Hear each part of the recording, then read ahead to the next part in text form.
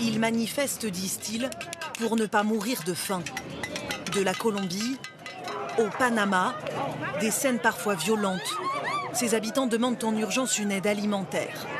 Comme ici, en Afrique du Sud, avec le confinement, ils n'ont plus d'emploi, plus de revenus pour se nourrir.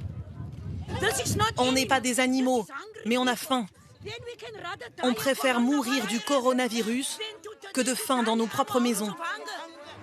Avec le Covid-19, le nombre de personnes souffrant de famine dans le monde pourrait passer de 135 millions à 265 d'ici la fin de l'année. Près du double, selon le Programme alimentaire mondial.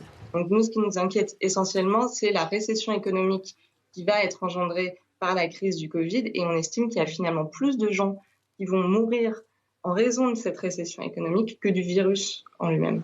La production agricole mondiale est pourtant suffisante pour nourrir la planète. Mais avec l'épidémie, les problèmes d'approvisionnement touchent de plein fouet certains pays, notamment en Afrique. Vous avez encore plein de pays où les gens sont en confinement et effectivement, il y a un problème, ne serait-ce que dans les ports pour décharger la marchandise. Donc il y a toute une logistique locale qui n'existe plus. La peur de manquer a aussi gagné certains États. Pour nourrir en priorité sa population, le Vietnam a ainsi limité ses exportations de riz. Le Kazakhstan et la Russie ont fait de même pour leur blé. Résultat, certains produits viennent à manquer et les prix flambent, comme ici au Nigeria. La semoule coûtait 30 centimes d'euros avant, maintenant c'est 6 fois plus. Une logique économique qui conduit aussi à des situations absurdes, comme ici aux États-Unis, un agriculteur déverse son lait dans un champ faute de débouchés.